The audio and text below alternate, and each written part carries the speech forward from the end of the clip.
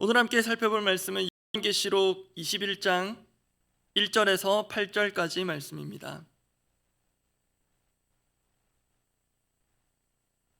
요한계시록 21장 1절에서 8절까지 말씀입니다.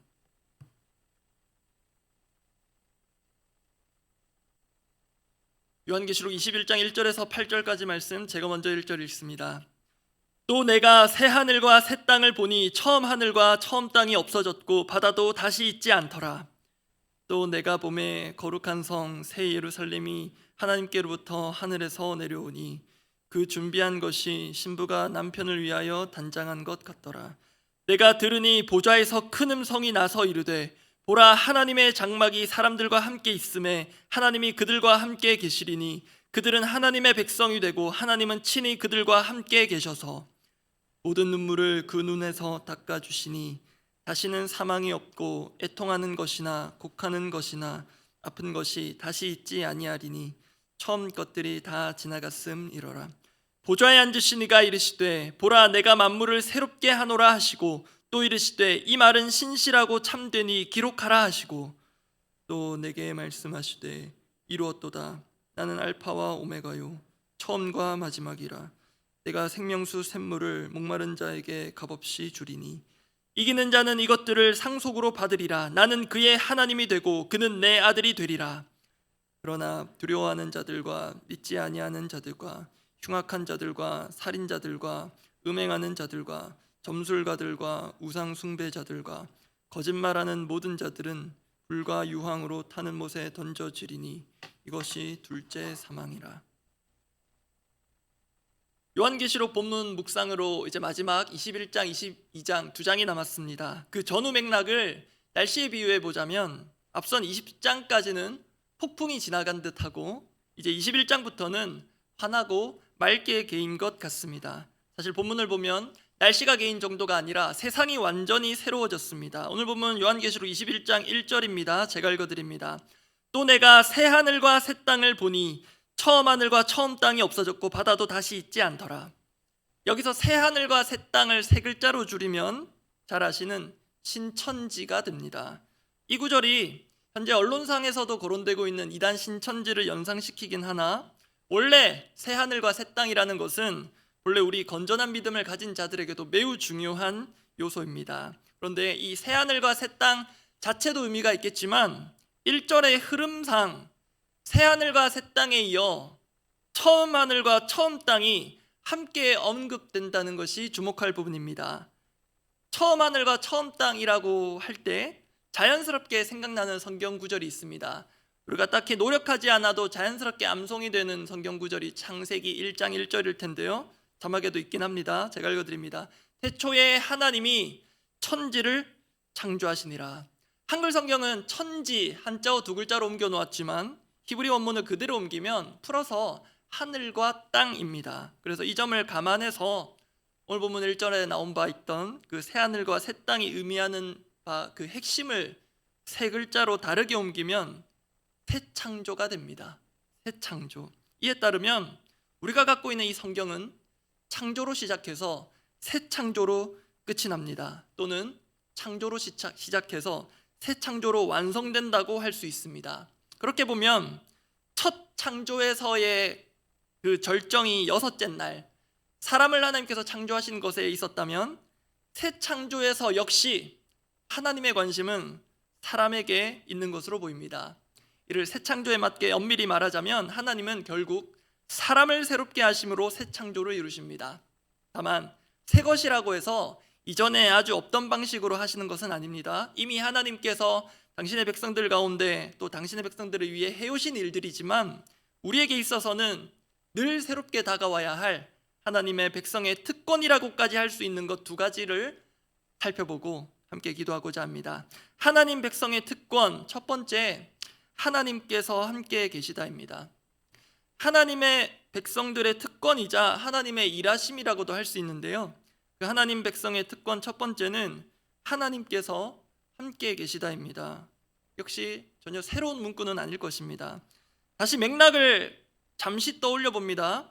심판이 주된 내용이었던 계시가 일단락되고 새 창조의 환상이 펼쳐집니다. 그 광경에서 요한에게 들려온 음성이 오늘 보면 3절입니다. 요한계시록 21장 3절 함께 한번 읽어보겠습니다. 내가 들으니 보좌에서 큰 음성이 나서 이르되 보라, 하나님의 장막이 사람들과 함께 있음에 하나님이 그들과 함께 계시리니 그들은 하나님의 백성이 되고 하나님은 친히 그들과 함께 계셔서.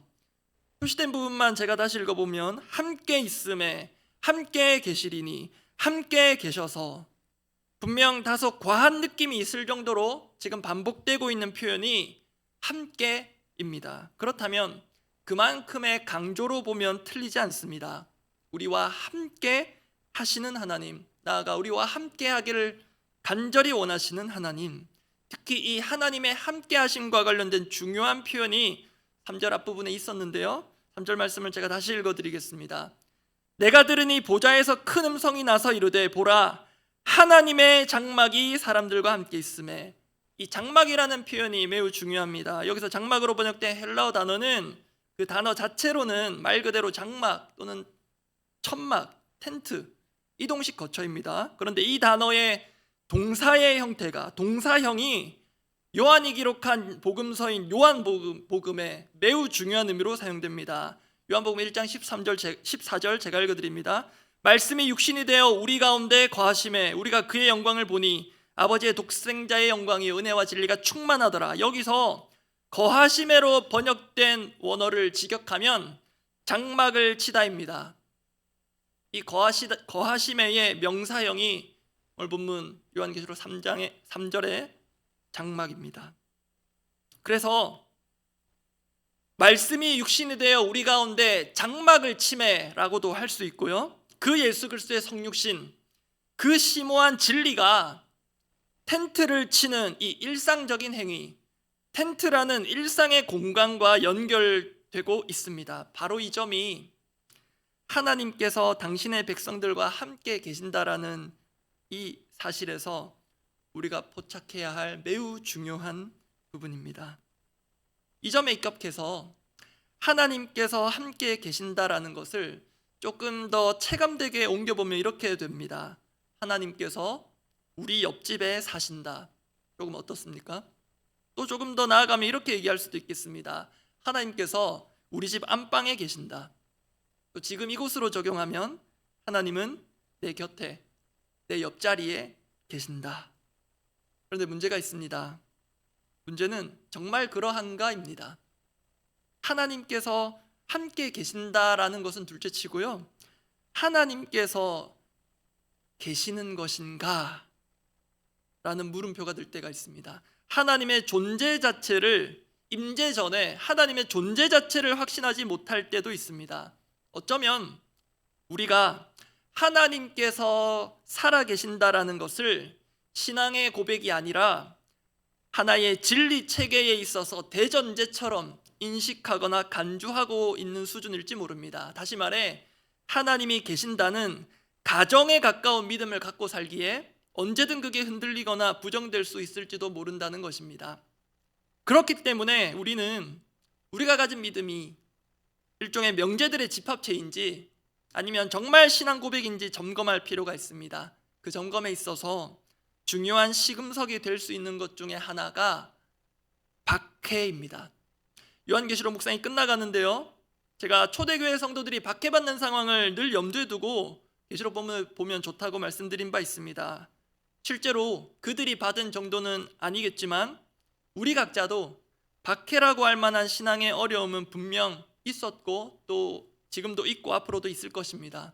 그렇게 악이 판을 치고 하나님의 백성들을 못 살게 굴 때, 그 정도가 심해지고 그 시간이 무한정 길어지는 것 같으면 우리의 신앙이 흔들리기 시작합니다. 그 흔들리는 신앙을 단적으로 표현하면, 하나님 정말 우리와 함께 계시는 것 맞나요? 나아가 하나님 정말 계시나요? 하나님이 계신다면 일어날 수 없는 일들, 일어나선 안 되는 일들이 일어날 때 그때마다 우리의 안과 밖에서 이런 소리가 얼마든지 들려올 수 있습니다. 하나님 정말 살아 계신 건가? 이것은 분명 박해 가운데 하나님의 백성들이 얼마든지 낼 수 있는 좌절과 절망의 소리이기도 합니다. 그래서 그러한 박해 가운데 믿음이 흔들리는 자들에게 그 무엇보다도 새롭게 다가와야 할 사실적 믿음, 실체적 믿음이 바로 하나님께서 함께 계시다입니다. 이것은 사람 편에서의 의지적 믿음이기 전에 하나님께서 당신의 백성들을 위해 하시는 일입니다. 왜냐하면 사람을 창조하신 하나님께서는 이 사람이 하나님 없이는 살 수 없는 존재임을 누구보다도 가장 잘 아시기 때문입니다. 그렇게 창조와 하나님의 창조하심과 하나님의 함께하심이라는 것이 같이 잘 담겨 있는 성경 본문 중 유명한 것 하나가 이사야 43장입니다. 제가 해당되는 구절 읽어드립니다. 이사야 43장 1절 2절입니다. 야곱아, 너를 창조하신 여호와, 너를 창조하신 여호와께서 지금 말씀하시느니라. 이스라엘아, 너를 지으신 이가 말씀하시느니라. 너는 두려워하지 말라. 내가 너를 구속하였고 내가 너를 지명하여 불렀나니 너는 내 것이라. 박해 가운데 있는 성도들에게 주어도 무방한 너무 귀중한 말씀인데요, 그 첫 번째 2절 말씀 이렇게 시작합니다. 내가 물 가운데로 지날 때에 내가 너와 함께 할 것이라. 내가 너와 함께 할 것이라. 강을 건널 때 물이 너를 침몰하지 못할 것이며 내가 물 가운데로 지날 때에 타지도 아니할 것이요 불꽃이 너를 사르지도 못하리니. 이러한 능력은 그 사람이 믿음의 사람이어서라기보다는 믿음이 연약한 우리와도 함께 하시는 하나님이 계시기 때문입니다. 여러분, 혹시 이러한 창조주 하나님의 함께 하심이 실체가 아니라 허상처럼 느껴질 만큼, 허구처럼 다가올 만큼 힘든 상황 가운데 계신 분 있으십니까? 또는 하나님께서 함께 계신다라는 진리가 교회에서 수도 없이 들었던 뻔한 위로처럼 들리십니까? 지금 제가 드리는 말 역시 말뿐으로 들리실지 모르겠지만 우리의 삶 가운데 바로 지금 이 시간 여기에서 각자가 또 말씀 앞에 서는 그 자리에서 바로 내 옆에, 내 앞뒤 좌우에 계신 하나님을 믿음으로 직면하고 직감하실 수 있기를 바랍니다. 특히 오늘 어린이부, 청소년부 여름 사역이 시작됩니다. 한번 이벤트성으로 하나님께서 다녀가시고 그런 하나님 만나는 정도가 아니라 우리 자녀들 삶 가운데, 우리 자녀들의 인생 가운데, 존재 가운데 하나님께서 장막을 쳐주시고 늘 함께 하시기를 기도하면 좋겠습니다. 더 정확하게 말하자면 그렇게 늘 함께 하기를 원하시는 하나님을 우리 자녀들이 믿음으로 받아들이고 누리게 해달라고 기도하기를 원합니다. 그리고 우리 역시 그러한 하나님 백성된 특권을 놓치지 말기를 바랍니다. 두 번째입니다. 하나님 백성의 특권, 하나님께서 닦아주시다입니다. 첫 번째는 하나님께서 함께 계시다이고요, 두 번째 역시 그리 새로울 것 없어 보이지만 우리에게 새롭게 다가와야 할 하나님께서 닦아주시다입니다. 박해 가운데 있는 백성들에게 가장 먼저 하나님께서는 변함없이 그들과 함께 계심을, 하나님 백성들과 함께 계실 것을 거듭 강조하십니다. 그리고 나서 첫 번째로 옮기시는 실제적인 행동이, 그 하나님의 일하심이 하나님 백성들의 눈물을 닦아주시는 것입니다. 오늘 보면 요한계시록 21장 4절입니다. 함께 읽어보겠습니다. 모든 눈물을 그 눈에서 닦아주시니 다시는 사망이 없고 애통하는 것이나 곡하는 것이나 아픈 것이 다시 있지 아니하리니 처음 것들이 다 지나갔음이로라. 그런데 여기에서 단순하면서도 조금은 엉뚱한 질문이 생깁니다. 눈물이 없는 사람은 하나님께서 눈물 닦아주실 일도 없으실까? 우리 중에는 약간의 감정선만 건드려져도 닭똥 같은 눈물을 뚝뚝 흘리시는 분들도 있을 것이고요, 반대로 감정이 메마른 듯 눈물샘마저 메마른 것 같은 분들도 있을 것입니다. 혹시 그런 상대적 차이가 하나님께서 눈물 닦아주시는 일을 조금은 덜어드리는 결과를 가져올까요? 이런 질문이 조금은 엉뚱하게 보이실 수도 있지만 일종의 우문현답으로 간단히 정리해 볼 수 있습니다. 오늘 본문에서 말하는 눈물은 단지 눈에서 흘러나오는 그 물을 넘어서 많은 것들을 내포하는 상징적인 요소로 보는 것입니다. 그런데 그렇게 볼 수도 있지만 그렇게만 보면 우리가 살아오면서 수없이 흘렸고 또 수없이 삼킨 눈물의 실체를 간과하게 됩니다. 무엇보다 그 눈물을 닦아주시는 하나님의 일하심을 비유적으로만 여길 수도 있습니다. 하나님께서 당신의 백성들의 눈물을 닦아주신다라는 것을 우리가 비유적 행동으로만 볼 수 없는 것은 하나님의 본체로서 인간의 몸을 입고 이 땅에 오신 예수님께서 실제로 사람들과 함께 우셨고 또 그 눈물을 닦아주신 바 있기 때문입니다. 그 점에서 요한복음 11장은 대표적인 본문인데요, 죽은 나사로를 살리시는 이야기입니다. 요한복음 11장 33절 제가 읽어드립니다. 예수께서 그가 우는 것과, 나사로의 누이 마리아입니다, 그가 우는 것과 또 함께 온 유대인들이 우는 것을 보시고 심령에 비통히 여기시고 불쌍히 여기사 예수께서 눈물을 흘리시더라. 찬찬히 보면 눈물의 성격은 조금 다른 느낌도 있지만 예수님은 분명 사람들과 함께 우셨습니다. 그런데 그 이후 나사로 이야기를 가만히 보면 예수님께서 그들의 눈물을 직접 닦아주신 기록은 없습니다. 다만 죽은 나사로를 살려주심으로 우는 모든 자들의 눈물을 마르게 하셨습니다. 요한복음 11장 43절 44절 제가 읽어드립니다. 이 말씀을 하시고 큰 소리로 나사로야 나오라 부르시니 죽은 자가 수족을 배로 동인 채로 나오는데 그 얼굴은 수건에 쌓였더라. 예수께서 이르시되 풀어놓아 다니게 하라 하시니라. 이렇게 예수님께서 사람들과 함께 우시고 그들의 눈물의 근원을 제거해 주신 것을 통해서 우리는 하나님께서 당신의 백성들의 눈물을 닦아주신다라는 그 의미이자 깊이를 감히 헤아려 볼 수 있습니다. 여러분, 하나님은 단지 우리의 눈물을 닦아주시는 것을 넘어서 우리 인생의 죽음을 닦아내 제거해 주십니다. 그 수준이 오늘 본문 요한계시록 21장 4절에도 들어있습니다. 제가 다시 읽어드립니다. 모든 눈물을 그 눈에서 닦아주시니 다시는 사망이 없고, 이 눈물의 그 구성 요소가 무엇인지 선명하게 보여주는 첫 번째 대목입니다.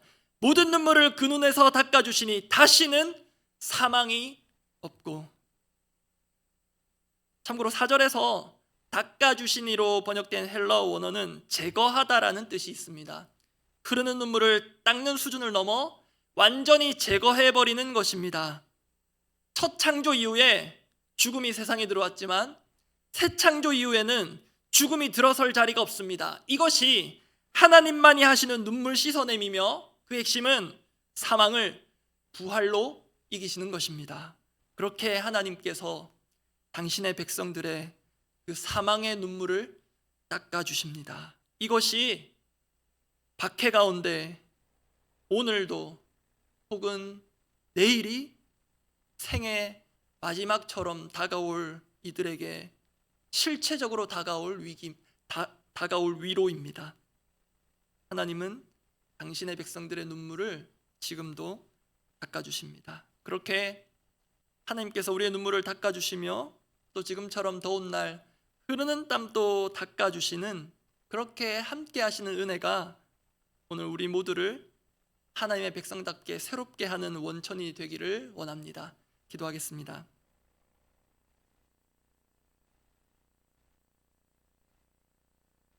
오늘 다루진 않았지만 요한계시록 21장 5절 말씀 제가 읽어드리고 기도하고자 합니다. 요한계시록 21장 5절입니다. 보좌에 앉으신 이가 이르시되 보라 내가 만물을 새롭게 하노라 하시고, 또 이르시되 이 말은 신실하고 참되니 기록하라 하시고.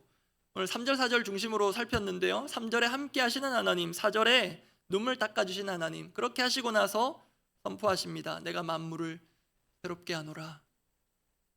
하늘과 새 땅, 핵심은 새롭게 된 새 사람이 있음을 보여줍니다.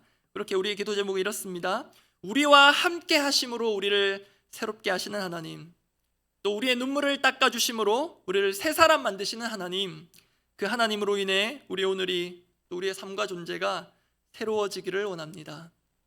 여러분, 혹시 내가 믿은 지 오래되었음에도 새 사람다운 변화가 없어서 애타고 계신 분 있습니까? 또는 내 주위에 있는 사람이 좀 저 사람이 변했으면 좋겠는데 안 변해서 안타까워 답답한 그런 분 계십니까? 우리의 힘으로 되지 않습니다. 다시 한번 인정하고, 우리와 함께 하심으로 우리를 새롭게 하시는 하나님, 우리가 삼켜 넘긴 그 모든 눈물들도 실은 주님께서 다 헤아리시고 닦아주실 텐데 그 하나님만이 우리 모두를 새롭게 하실 것을 기대합니다.